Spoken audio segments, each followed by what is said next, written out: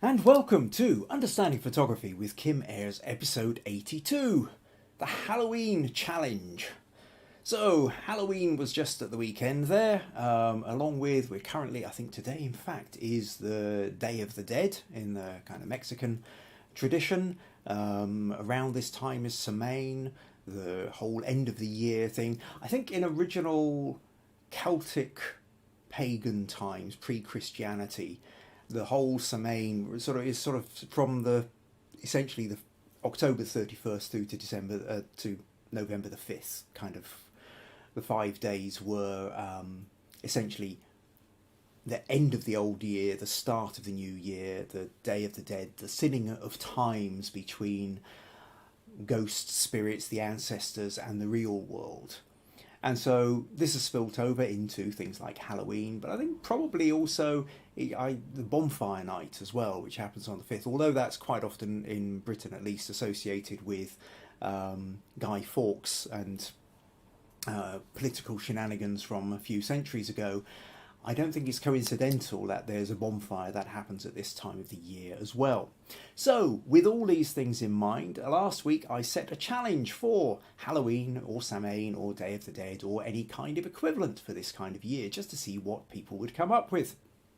So, we've had about, I think, 11 people send in various images, so we're going to take a little look through them and hopefully become a little bit inspired by what people have put in. Get a few ideas and see if there's anything that you want to go away and try yourself.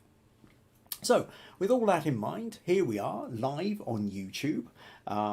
If you find these podcasts useful, entertaining, you would like to support them in some way, then buymeacoffee.com/Kim Ayres is one way to do it, and always appreciate it. Right, so let me know you're here, leave a comment. I can see there's comments already, so let's see what we've got. Already we have, Jack was here way early, he says, so I think he was in about 15 minutes ago.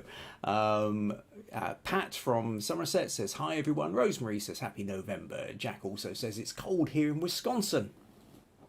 Jim says, hi everyone from Dumfries, hope you're all well. Garry says, hello from the High Peak District. Robert says, howdy all from Texas. Meg says, hi all. Michelle says, hello to everyone. Russell says, evening everyone from a very chilly South Gloucestershire. Roy saying, hi from Yorkshire. Maggie is saying, hello from our kitchen next door, right there. Brian says, hi all who are watching tonight. Stacey says, good afternoon. Cold and rainy here. Sandra says, hello everyone, greetings from Birmingham. Rosemary says, yay, looks like daylight savings switch didn't throw us all off. This is true, it's a good point. At the weekend here, back in the UK, the clocks went back an hour. So, on previous time, this would actually be about just after 8:30, but we're at 7:30 now, Greenwich Mean Time. April says, hi everyone. Max says, good evening all. John says, happy Halloween, Columbus from Columbus, Ohio. Visual Theatrics says, hi all, pleasure to meet you all from the North UK and yourself, Kim.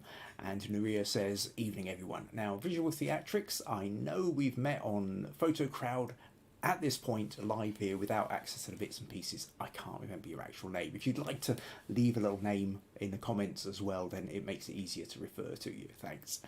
Right, okay, well, we've got quite a crowd in tonight. That's really good. My only slight worry is the fact that we haven't seen Viji yet in India, and I know that the shift back in time means that instead of us starting at midnight for her, it's starting at 1 o'clock in the morning, so I don't know whether she's maybe sleeping through. Okay, so here we are, live on YouTube. We've got a crowd in, I've got photos at the ready. This is the Halloween challenge. So let's make a little start. Let's find a photo and see what we've got to set. I think what I'm going to do is I'm going to start with Megan. Megan was very quick off the track to send in an image, and so I think we ought to go first with her. So let me do that, and here we go. So here's Megan's photo, and she said, I've been experimenting with face painting and potential photo shoot ideas. My niece, Enchantress, and her boyfriend are always willing to help out. Now that's brilliant. I mean, if you can find a couple of people who are always willing to help out, that makes your photography life so much easier. Looks like you've been having a load of fun with the face paint. Fantastic Day of the Dead style makeup there, and you've got the skull as well, which kind of really adds to it. See, there's a little pumpkin sitting down in the corner. Just a very slight suggestion here, which is, I think, very often photos are improved either by zooming in a bit more or pulling out a bit more. And I think this is one of those where it could work better either way. That, in essence, if you're trying to get both of them in the shot and the pumpkin, you've kind of cropped in a bit too close. You've just kind of chopped them off at the ankles there. So we don't get the feet, and the pumpkin is just really just kind of slightly sort of disappearing in the corner. And I think one way of doing this would have been to create a slightly bigger set out of it. It looks like you've got a lovely bit of woodland there. And maybe if you sort of had them a little bit further back, a bit more of the way of the trees coming in, a bit more of the pumpkins at the feet, that kind of stuff, you could have, and maybe a little bit more interaction between the two of them, you could have created that kind of sort of set narrative piece. The alternative is, I think, you actually just, you can kind of literally zoom in. And I think really that's where the story is. The story here is in the couple and the skull. That's what's giving you most of the story. Everything below that is kind of extra. The only extra bit you've got is that pumpkin, because that's kind of pushed out of the edge there. I don't think it's necessarily adding much. So you either needed to be further back or further in. I think either of these would work particularly well. So, but fantastic, like I say, brilliant face painting. And I think if you've got this lovely couple and they're prepared to experiment, then go for it. Try out all sorts of scenarios, create stories, create images which look like they could be stills from a film or posters or some kind of, that's where there's a lot of fun to be had. So thanks very much for sending that one in, Megan. Right, I'll just pull back then to see if we have any more comments. Okay, so where are we? Visual Theatrics says, how do you participate? It's my first time. Very sorry, guys. Right, okay, yep, just to let you know about that. I have a Facebook group, Understanding Photography with Kim Ayres. If you type that into Facebook, then you can find a Facebook group. Join it, sign up, and then generally speaking, most people, well, anybody's on Facebook at any rate, you then submit your images in there, and then that gives me that, and then what I always say is try and make sure the images are in, try and make sure you get your images in by the weekend, Monday at the latest, if you want them to be included in the following podcast. If for any reason you are not on Facebook, then another place you can just email me directly, and if you see my web address here is kimayres.co.uk, so just put kim@kimayres.co.uk, attach your image. Whether you're putting the image into the Facebook group or you're putting the image or you're emailing it to me, always tell me a little bit about it. If you're putting it in for critique, then tell me where your problem areas are with the image, what you're struggling with, what kind of feedback you're hoping for. Or likewise, if you're putting in for one of the challenges, tell us a little bit about the background behind the image as well. Because I often think that the stories are really just as interesting as the photos, or can be just as interesting as the photos. And especially in a forum of, podcasts like this, where what we're doing is we're sharing ideas, inspirations, to know where somebody got the idea from, or what they were trying to pursue when they were doing it, or any interesting little kind of anecdotes behind the creation, I think can always be interesting and fun. So hope that helps. But by all means, message me if you have any more questions. Happy to answer and help out. Okay, Rosemary said she liked the zoom in, as especially emphasised the face painting, which is really cool. April saying email it will be your way then if you're not on Facebook. Okay, cool. Helga is here, says hi, but here but late. Max says, I agree with Rose, cropped in shows more face detail, great picture. Stacey says, face painting and getting a model to take photographs, kudos.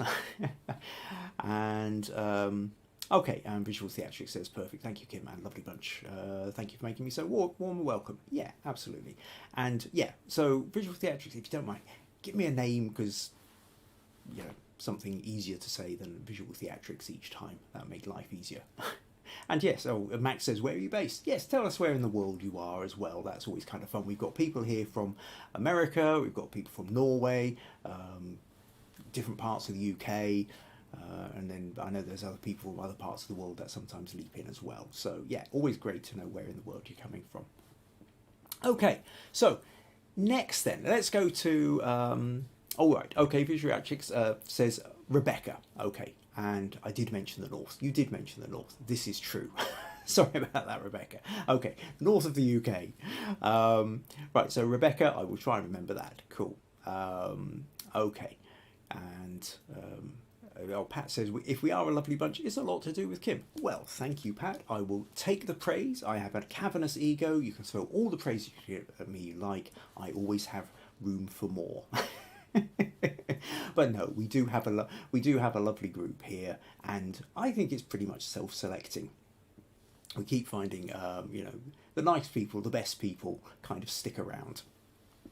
Okay, right. Okay, so let's move on to the next picture, and I think what we're going to do is we're going to look at Rosemary. Now, Rosemary says, "Here are the original photo and my spooky edit. I'm not really into Halloween or the macabre, so it takes something to convey a spooky."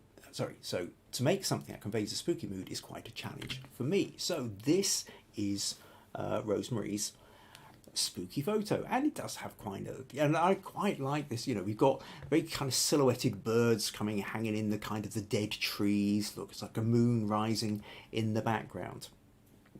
And it all, yeah, I think there's a real lovely kind of moodiness to this, which is exactly kind of that sort of slightly eerie, creepy feeling that we were looking for.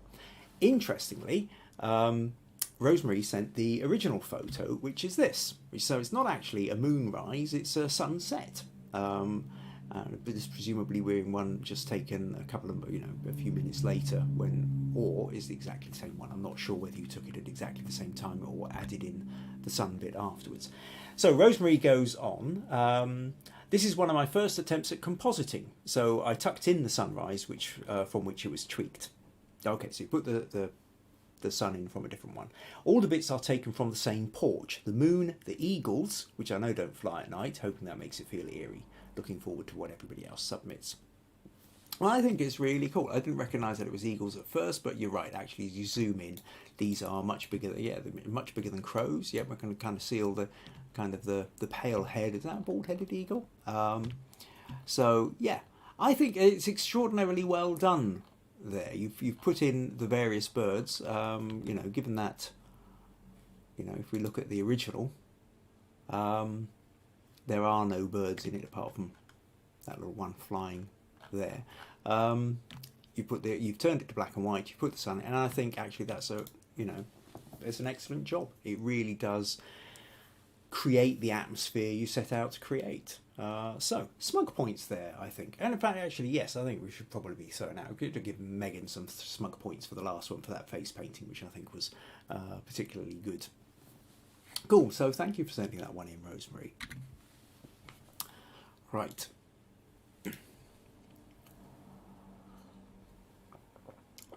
Oh, Megan is here, and she says, "Thank you for the feedback, Kim. I do like the cropped in, and I was trying to hide his shoes, lol."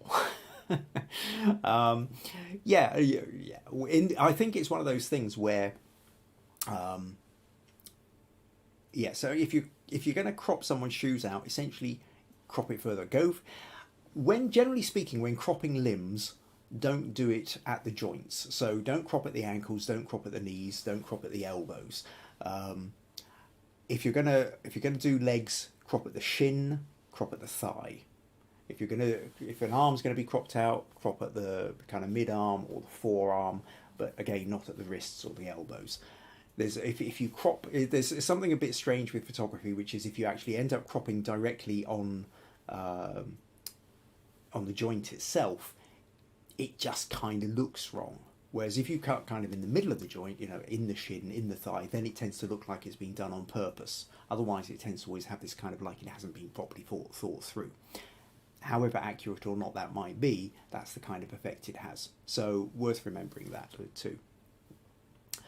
Okay, what else have we got? Oh, Russell says, I really like this image. This has been talking about Rosemary. Says it does conjure up a spooky atmosphere. I do like the original photo, which itself contains a certain eerie feel. And Stella likes the silhouette of the dead trees. Michelle throwing praise at you. Megan says, I like the gothic feel of the photo. And Rosemary says, thanks for feedback. Composite was sure was a great learning experience.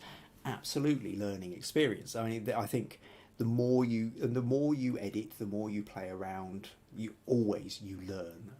And as I've said plenty of times before, we learn more from our mistakes than we learn from what we get right.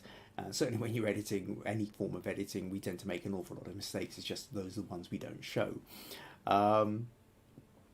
Stacey says lots of good elements involved.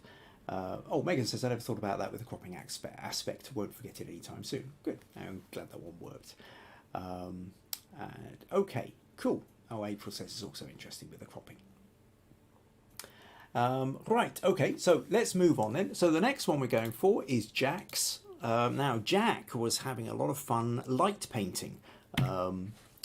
So we've got spooky Halloween set up here with skull and ghost, and it's kind of all sorts of things going on here. Very fancy. And there's a whole load of fancy stuff going on in the background as well. It's like an entire theme park of giant spider web lights over here. And I mean, this is big time, big skulls on chairs. This is almost, I'll come back to that. Where are we?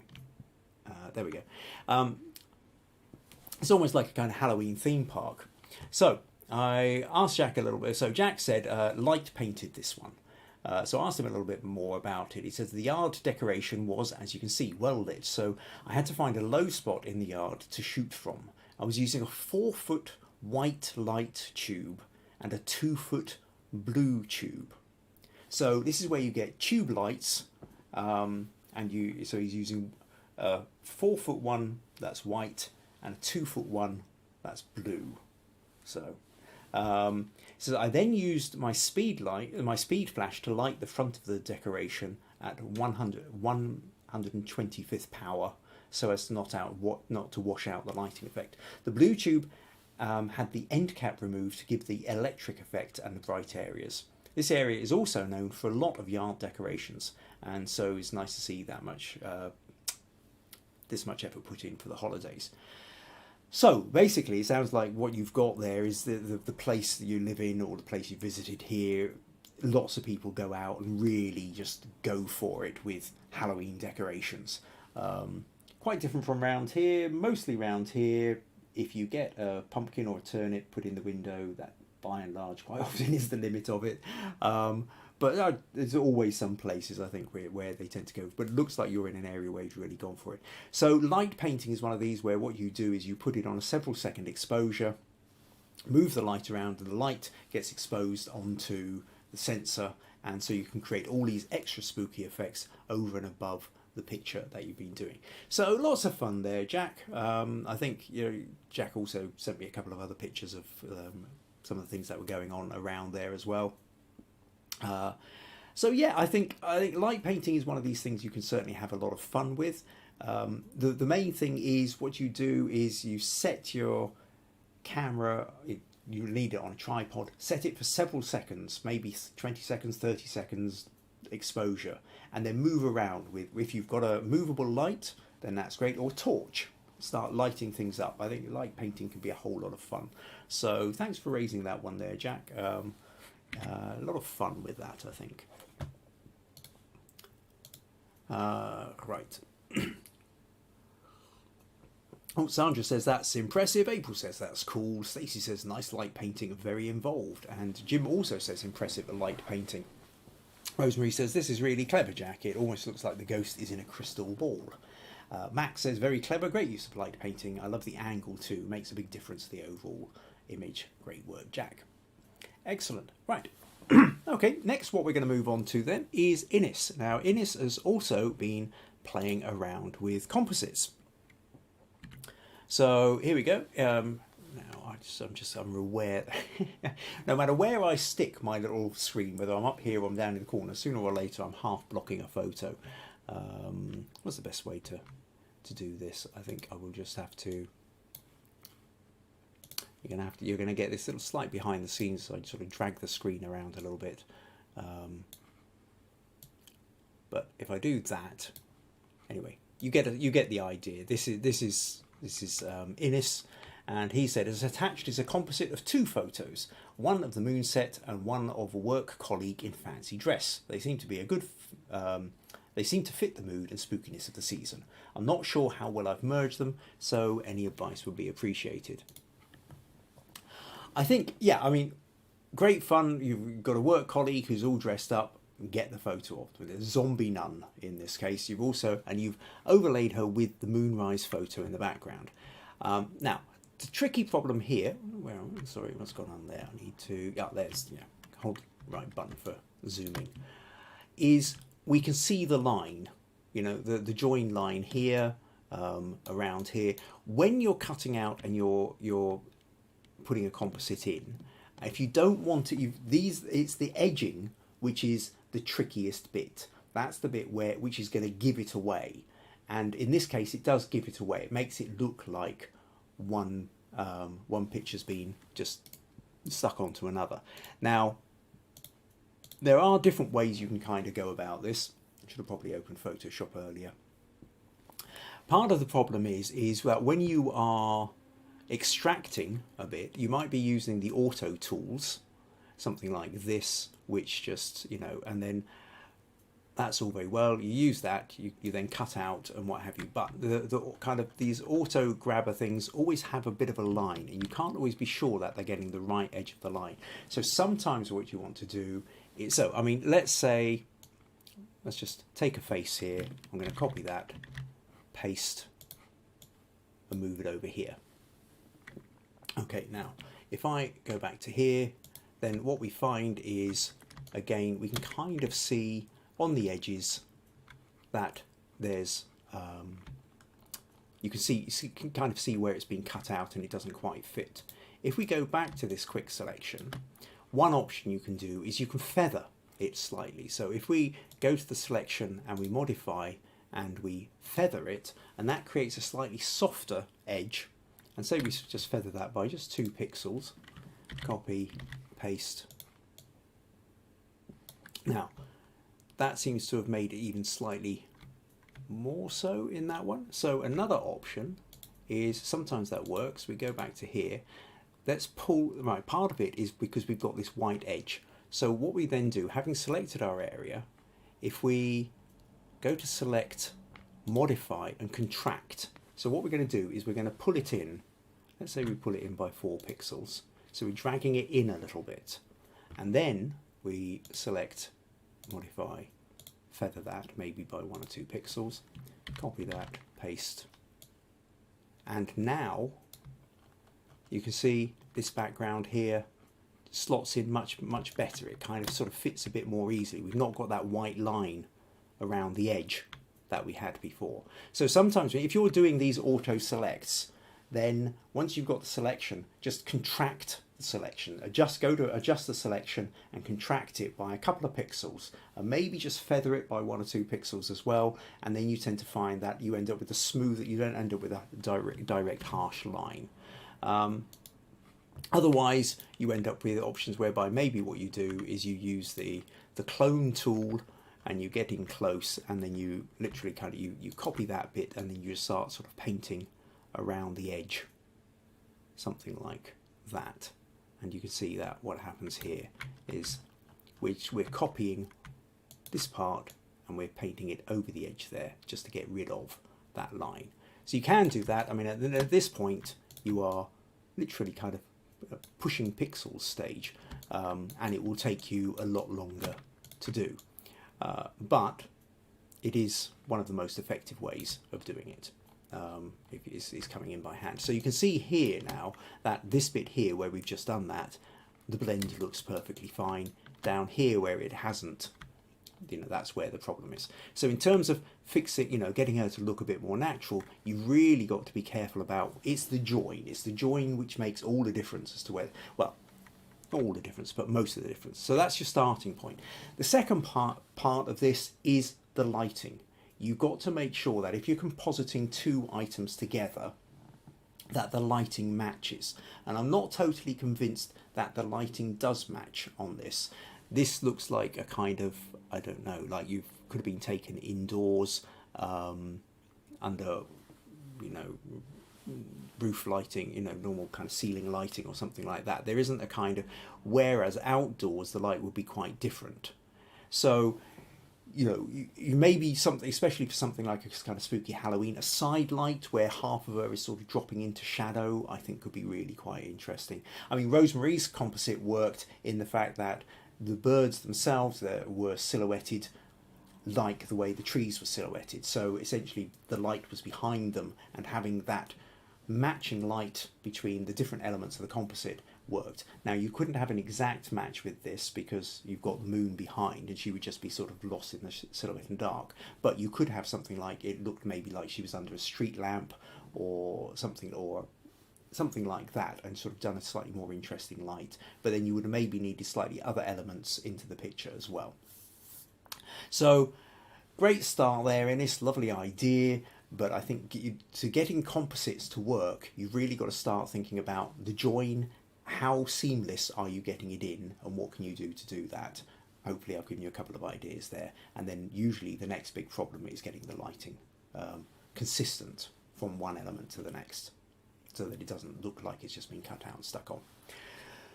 So that's not what I meant to do. That's not that one, that one. That one, yes. So, hope that makes sense, Innes, and gives you some ideas for what to do next. Right. Okay. Let's take a little look.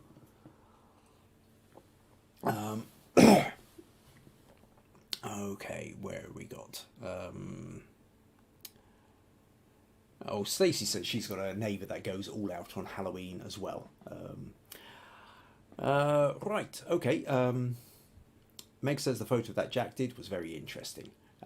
Rosemary says thanks for the detailed instruction on improving the auto selection, very helpful. Russ says really good idea, great costume, and with just a few tweaks could look amazing. Max says excellent show of how to use of tools. Oh, Viji's here, says good evening everyone. Hi Viji, glad you could make it along, and I fully understand about the fact that it will be now what, about 1:30 in the morning in India. I'm always seriously impressed that you stay up this late to come along to the podcasts. Okay, there's several people welcoming Viji, saying good evening. Pat says the model deserves praise for being so accommodating. Those eyes, yes, I imagine those eyes are probably contact lenses. You can get those fancy contact lenses which just kind of whiten out the eyes somewhat. Viji's actually saying she slept through the alarm. Sorry for being late. Right, okay, so Sandra also says thanks for the description on the feathering and modifying. I will definitely give that a try when I attempt some compositing. A great photo of the zombie nurse. Right, and various other people are saying good evening to Viji. Cool, okay, so let's move on then. Let's head on to Robert in Texas. So where are we? I need to go here, and let's click, no, not that one. That one, yes, there we go. So Robert says, here is a photo I took last fall at the cemetery in Texas. I thought the colours were great, and it was close to the golden hour. The ubiquitous American flag is visible too. I probably can't see it there, but if we zoom in here, there we go, which you tend to find in most American cemeteries, I think. This was very close to Armistice Day of 2020, so there were probably a lot of flags on the veteran stones. Not sure this is scary, but it is the season. Yeah, kind of a tricky one then. If you're going to say we're looking at Halloween, we were looking for spookiness, we were looking for pumpkins, Day of the Dead, black cats, spookiness in general. Cemeteries can be quite spooky. This one doesn't look quite so spooky. This one looks quite peaceful. Beautiful, but they're beautiful autumn colours. There is no doubt about that. It does look slightly hyper-saturated, I think. I would say I haven't seen the original of this one, Robert, so I don't know how much you've adjusted the colours. It does look a little bit oversaturated to me at this point, but who knows? Maybe the colours really are a bit like that. You can get some incredible reds Though I don't know what I know you can in New England, in the northern part of the USA. You've got no, and of course in Canada, but I don't know quite what they're like in Texas. Oddly enough, this corner of Scotland doesn't tend to get an awful lot of red leaves. The leaves tend to go from green to brown. Sometimes you get a bit of yellow. They do tend to go sort of straight to brown around here. So yeah, I think I can see why the colours of the tree grabbed you. I think yes, I mean it's certainly an autumn photo, and I think had the theme been autumn, I think that would have done well. I don't think the cemetery, if you were trying to go for the slightly more spooky aspect of the cemetery, then I think you really needed to have been there past the golden hour and into the blue hour. You needed to be at the point where the sun has already set, where it's getting dark, where there are longer shadows, and that kind of sort of sense of spookiness is starting to come in. This, on the other hand, has a brighter, more colourful feel to it. It's a nice photo. Like I said, I would maybe feel whether it's just slightly over saturated, but it's a good autumn photo. And had the theme been autumn, I think I would have given you smug points for this one. But I'm not 100% how well it actually fits the theme of the of Halloween. And I think this is a good point worth reiterating in general, which is for those of you who do the online competition sites like PhotoCrowd, Guru Shots, Viewbug and the like, you can have a really good photo that doesn't do very well at all. And sometimes the reason for that is quite simply you shoehorned in the wrong photo for the title. There are some, I mean, I think in Guru Shots, there's a few of us, Russ, Michelle, Innes, Mac. We've got a kind of little team which we play in. There are team games you can play, and recently there was comments about still life, and the number of people who put in images that have got nothing whatsoever to do with still life, and it's just really depressing. That you end up when you're having to vote, the most awful photos you will still vote for, but purely because they are on theme at least. And there's some lovely photos, but that still life is not a picture of a beautiful sunset, and so it doesn't matter how beautiful a sunset is, it's not on theme, so you can't vote for it. And I think it is one of those things to always remember, that the first thing you need to be doing if you're going into any challenge or contest or competition or anything like that is how well does your picture match the theme. And the better you can get the match, then the further forward your starting point is. Then if you've got a good photo on top of that, you've got a much greater chance of getting in there. But no matter how good your photo is, if it doesn't properly match the theme, then it's never going to quite get there. So lovely photo, Robert. Thanks for the opportunity then to just talk about that notion of need for accuracy of theme. So excellent. Right, let's flip back to the comments.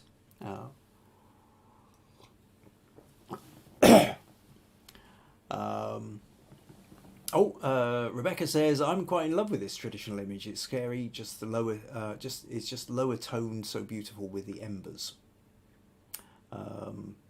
All right. Robert says that may have been in my overcooking phase. Max says, nice work, Robert. It gives it respect with the flag. I like it. Meg says, I like the colours of the bonfire. Fantastic photo. Robert says, hi, thank you. April says, love the colours. Rebecca says, I agree. I think the colours would pop better in the blue hour.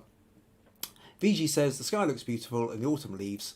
Everything is lovely, but strangely it does not scare me. Maybe if the sky was slightly darker, it would.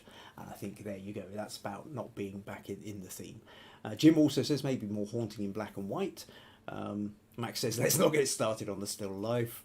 Helga says, no off-topic button to use. Yes. Michelle says, no, that's true. Not also agreeing with let's not get back onto the still life argument. We had quite a long one on that one.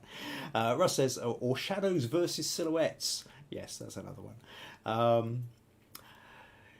Yes. Okay. Cool. Right. So let's move on then. So next on to Viji. So I'm really glad you finally got through your alarm, Viji. You are here in time, and I didn't put this one as one of the first up. So Viji says we do not have Halloween in India, yet surprisingly, Mahalaya Paksha, and she's actually written down pronounced Ma as in Mark, Ha as in hard, La as in lark, Ya as in yak. So Mahalaya Paksha that is observed for 15 days between September, the end of September to early October. So let's flip over to here, and she says Mahalaya is observed by the living ones for their dead ancestors. Rice balls with sesame seeds are offered to the ancestors along with water, lights and doop, which is an incense. Whilst strictly not on a Halloween theme, I wanted to post these photos as they are of similar sentiments. And I think, yeah, absolutely, and I'll give you smug points for that one, Viji. I tried to kind of make the theme as broad as possible because I was aware that not everybody and all cultures of the world happen to celebrate Halloween. I think the fact that you're using one of the festivals in India, which has kind of that overlap of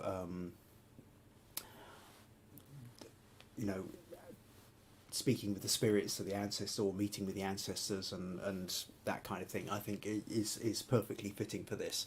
And it's also really interesting and educational. These are these rituals I know nothing about, and so I find particularly fascinating. So what else have we said? So while not on Halloween theme, I wanted to write. So Viji put in 3 different photos, but she said perhaps if we're going to consider one of them, that this one which she wanted to be considered, though it is pixelated, she thinks it is kind of eerie. Well, certainly out of the 3 that you put, if you would like to see the other ones, go to the Facebook page. You can see the 3 that Viji put up. This is certainly the one to submit. I think vignetting it helps to draw the attention into the smoke. I think really the smoke coming up from the incense is really lovely. I love these smoke trails. They work really well. We've got the figurine sitting behind, and there's a nice contrast of light with the kind of the glow of the candle that the figurine is holding, and onto the probably a kind of brass figure, and we've got that kind of yellowy browns, and then we've got the bluish kind of cool shadows in the background. So nice colour balance on that. Only slight problem here is the over burnout with the flame, but that's always going to be nigh on impossible. If you're going to do a slightly longer shutter speed, which you will need it to have done in order to get those smoke streams, you're inevitably going to end up with a problem with the flame is going to kind of burn out a little bit. But I think it's a nicely composed, it's a fun image. I'll certainly throw some smug points in your direction for this one, Viji. But thank you for sending that one in and giving us a little insight into one of the festivals in India too, as well. Much appreciated. So, okay, let's see what we have. Rosemary also says, so interesting to learn about the cultural practices in India, Viji. Your photos help with the understanding too. Thank you. Jim also says, lovely image, Viji. Well captured. John loves the use of the smoke. Max says it's an excellent image and does fit the Halloween. It's not easy when you do not have this in your own country. Michelle says, thank you for sharing the information. A lovely photo. Sandra says, beautiful photo with an interesting story behind it. And Russ also says, the photo combined with the information makes for a great story. And that's it. And certainly, I mean, there's a lot of times when, if we're judging photos in photo competitions, we know nothing. We might not have a title. We won't know anything about the background. We're looking at things purely visually. Here on this podcast, with the challenges and with critiques and what have you, it is about the story. If we're hoping to inspire and connect with our, fellow viewers, I think the story behind the photography is always a major part of any particular photo that we put in. So thanks very much for that. Okay, great. Well, excuse me, that's us about halfway through the images that have been sent in.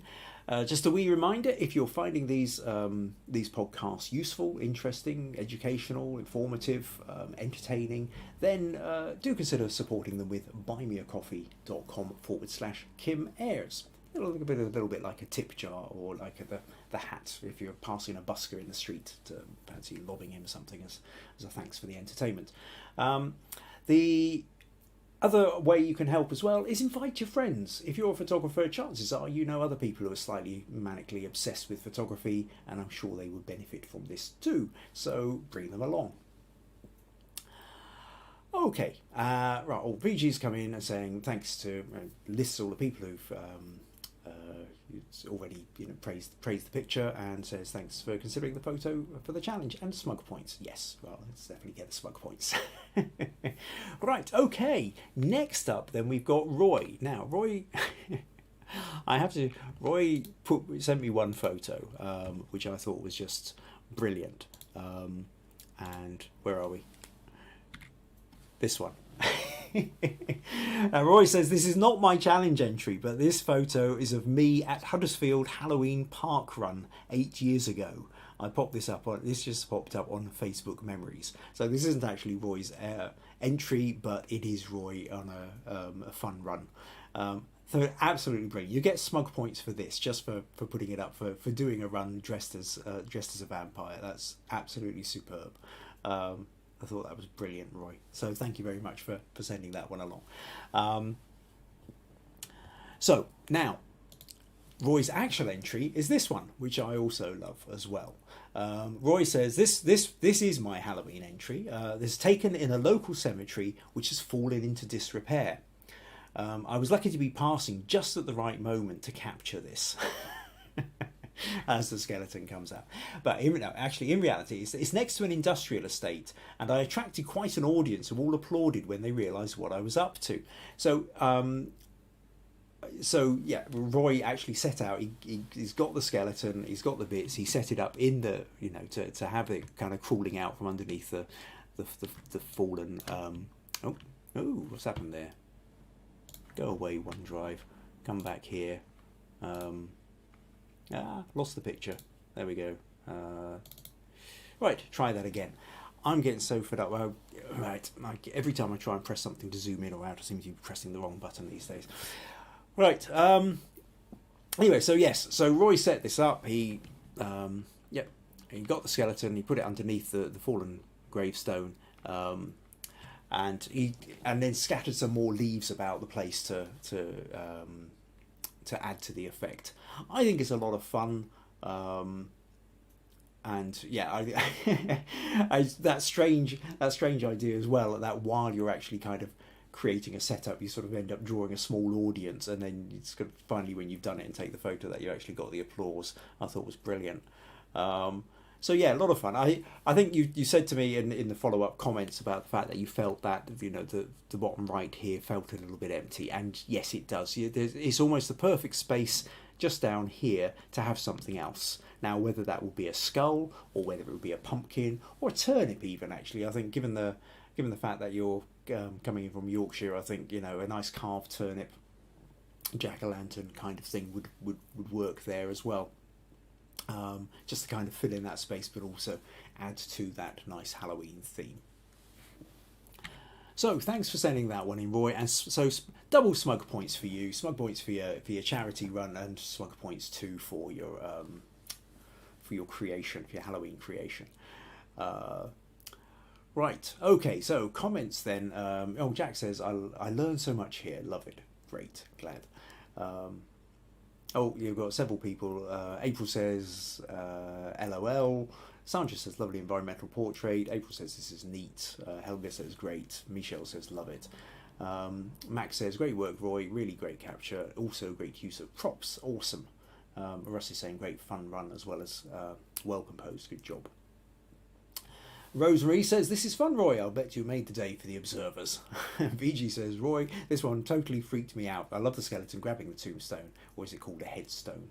I think it all depends on which part of the country or world you're from, but everybody will know what you mean if you use either. Sandra says, brings a smile to my face, well done. Jim says, nicely created, well done. Viji says, wondering how you carried the skull and his hands. Oh, and Pat says, lucky you didn't encounter a grumpy mourner. Yeah, well, that would have been a bit, yeah. That's true. But Roy did say that it was pretty much a disuse. It's a one near an industrial estate that was kind of fallen into disuse, so less chance of that, I guess. And John says, fun shot, Roy. Cool. Okay, so next up then, we're going to move on to Mac.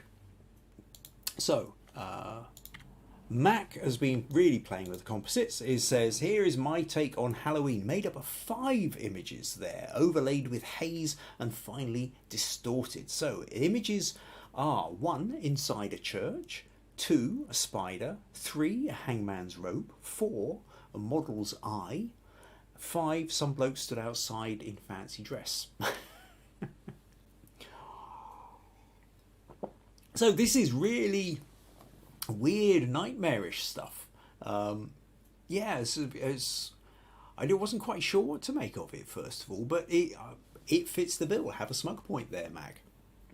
I think this has a very dream-like or nightmare-like quality to it. It's with the distortion and the overlays, and each picture that you've got seems to have that kind of that theme going to it, from the Gothic church window to the spider and the skeleton and the rope and the mask. Yeah, it's all kind of adding together, and then you're distorting that, and it's a strange composite. I don't think it's one that I would really want to sort of print off and hang on the wall and look at for too long. But in terms of creating an unsettling photo or photo montage, I think you've done the job there, Max. So well done on that one. But I won't hang about it on the screen for too long.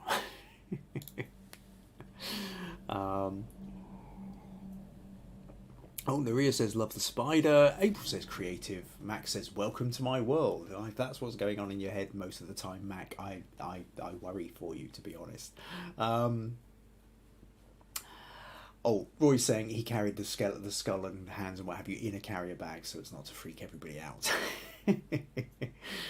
Oh, Pat says, Kim took the words out of my mouth, a nightmare. Nuria says, proper horror. Jim says, not sure about the hangman's noose. Viji says, the eyes, neck and noose, right out of a horror movie. Russ says, strange one this, Mac.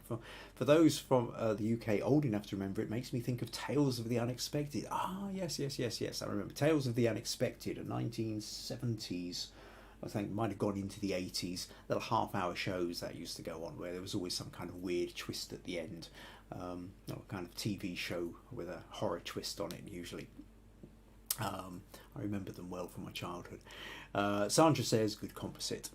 Excellent. Okay, let's move on then. So for if the last one was freaking you out with its scariness, this one, Pat, ought to calm your nerves. So this is from Jim. And Jim says, my wife and daughter attended a pumpkin floral display class this week, and this was their results. I've added a vignette to pull the focus in from the edges into the display. And absolutely good use of vignette there, Jim, I think. It just draws your attention back into the middle. Of course, really bright, colourful flowers, pumpkins. I have to say, it doesn't feel very Halloween to me. There's pumpkins, but it's pumpkins, and out of the context. Now, maybe if you'd had scary faces carved into the side of the pumpkins, maybe if you'd done dark shadows in this, you could have. There's a little bit of me feels you kind of fallen into the same trap we were talking about with Robert earlier, which is, whilst you've loosely got an attachment, like Robert had gravestones, cemetary, which is, one of these, is a trope or theme or idea, that subject that crops up in Halloweeny type pictures. In and of itself, it wasn't enough because the rest of it didn't really match that story. And I think you've got the same problem here, that whilst pumpkins are obviously very much a Halloween type vegetable, the rest of it doesn't match. These beautiful floral display, without a doubt, and I think really here the kudos goes to your wife and daughter for creating these. beautifully taken as well, Jim. But I don't feel it really matches properly the Halloween theme. When I've talked about it, I talked about looking for the spookiness idea of it, or the So I I kind of feel like you've missed the point. Well, not missed. Yes, it's off topic, not completely off topic. I know where you were coming from, but it just doesn't really match. And so again, I think if you imagine that you were going to an online site, or the camera club, if you were sticking in a picture under Halloween theme, you know this one wouldn't be appearing in the top three or the commended. So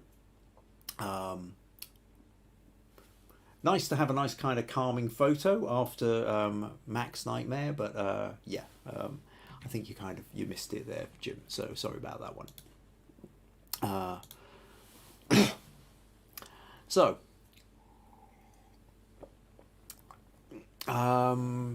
where are we at? So Michelle says, these are beautiful, Jim. I wish I had them. Such a good idea, but not scary. Yeah, and I think that pretty much sums up how I felt about it. Sandra says, beautiful floral displays. Megan's great fall display. Pat says she finds it glorious. Russell says, smug points for the florist, Jim. Good colours and nicely shot. Yes.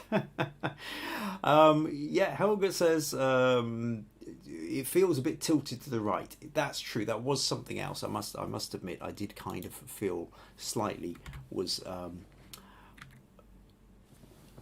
I straighten the horizon is a little bit. I was just tilting it slightly.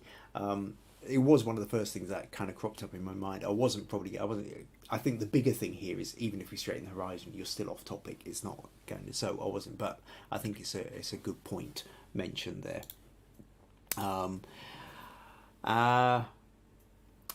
But he also goes on to say, nice flower setup. I can see the Halloween connection, but not spooky.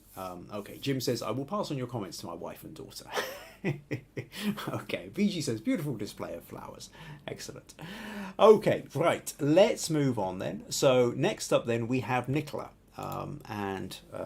Here we go. And Nicola is straight back into, this is spooky. This is serious Halloween theme with a kind of Freddy Krueger kind of scissorhands thing going on here.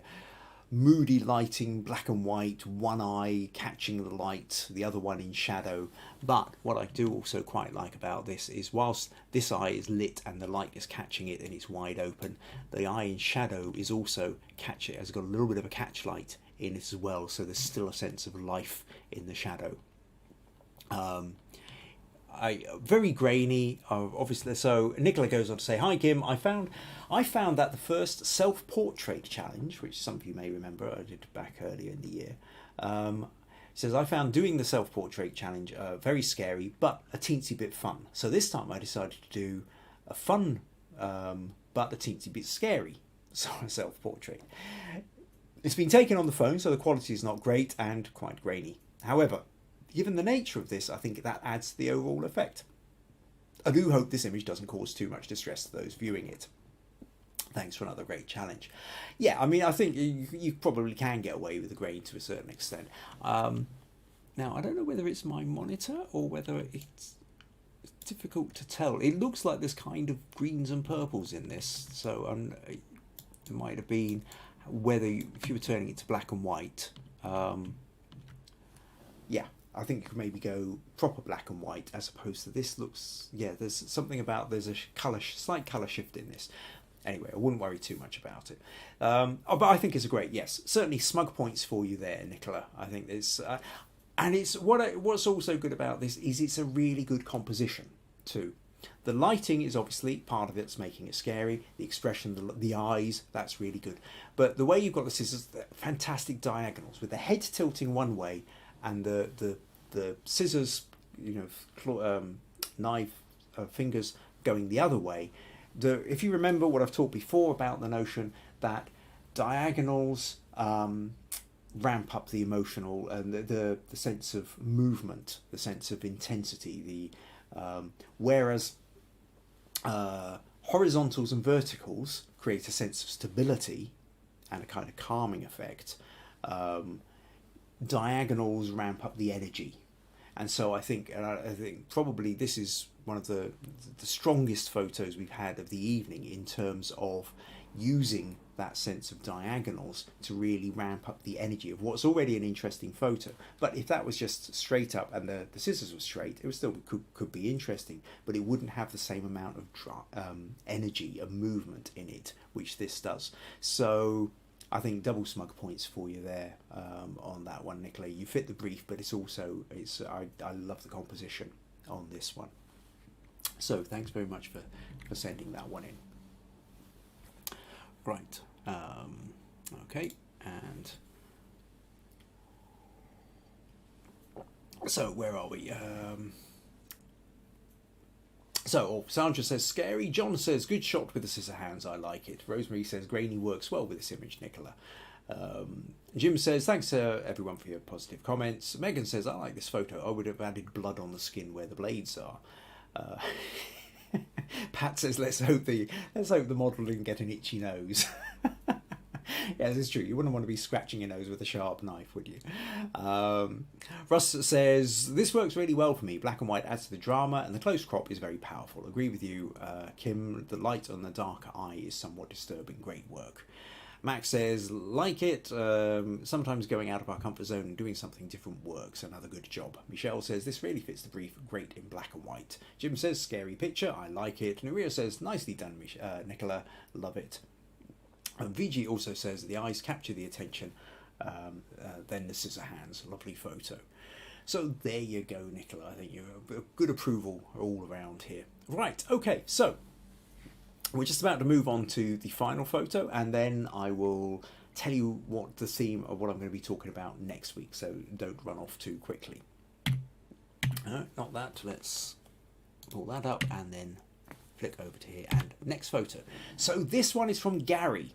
So I thought this was absolutely intriguing.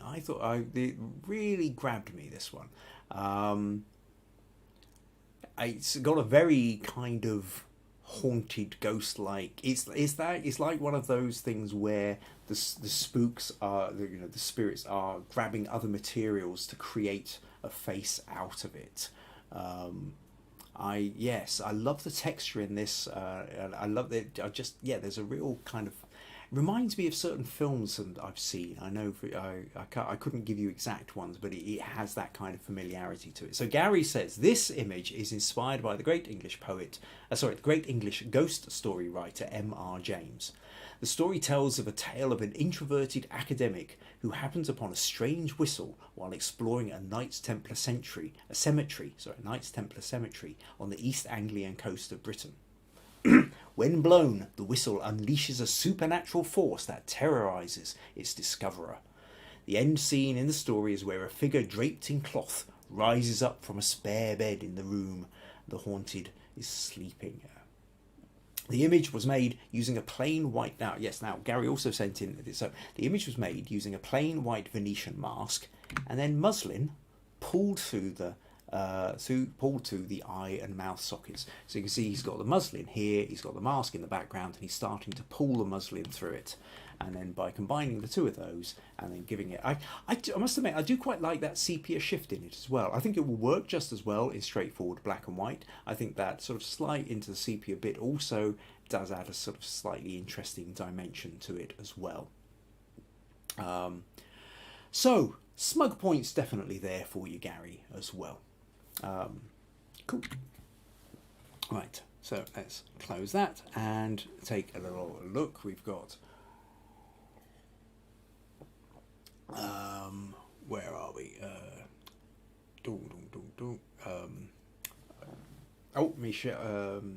Michelle says this really fits the brief. Great in black and white. I'm not sure actually which. I'm not sure whether that was referring to the last one or this one. Probably this one, I think. Jim says scary picture. I like it. Nuria says nicely done. Oh no, we're still on Nicola's there. I think I've already read some of these. Oh yeah, right. Where are we?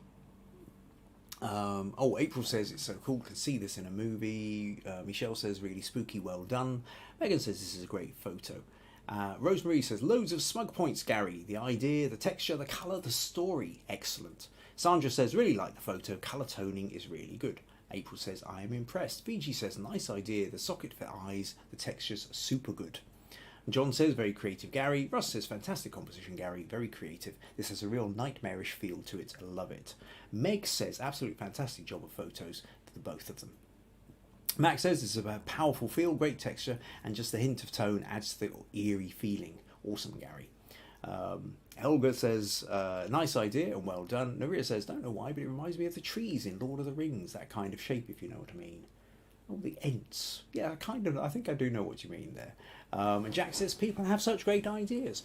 This is true. So that's us. Only 11 people put in this week. I must admit, I was kind of expecting more. I thought with Halloween being at the weekend, a few people might have been out taking a few shots. But having also, certainly anybody in the UK, we had the most horrific weather. Well, certainly in Scotland, certainly it's this southern corner of Scotland.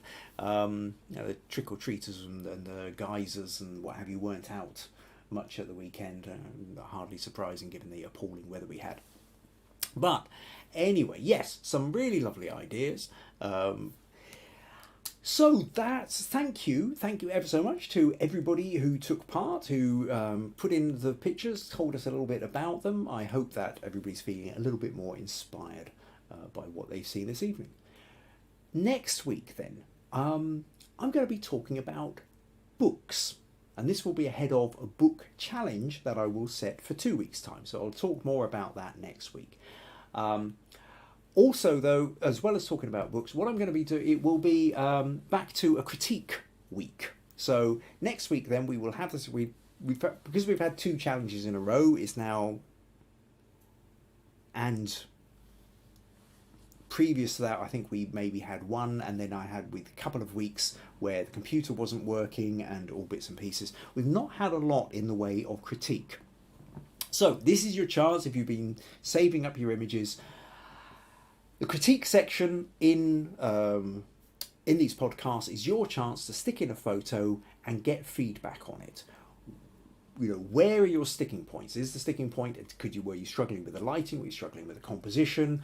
Were you struggling with the concept or the theme of the photo? Have you got a photo or that you're trying to work out, but it's just not going where you want it to?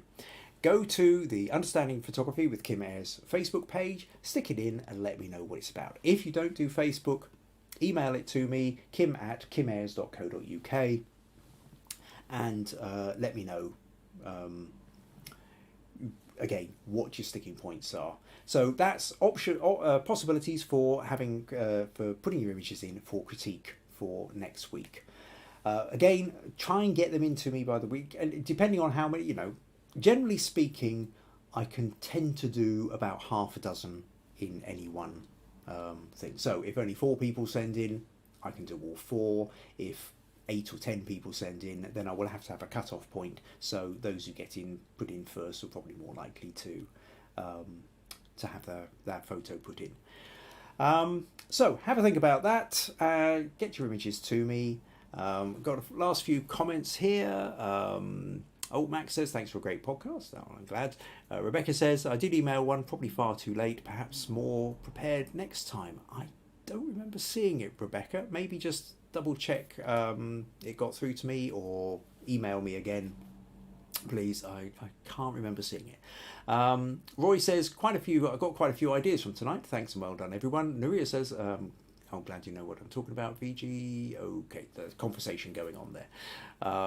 Max says, well done, everyone. Awesome images tonight. Maple says, book sounds fun. Yes, I hope I will. I hope do tune in next week, because I'm going to be talking about the notion of using books in photography. It's something that pretty much everybody has access to.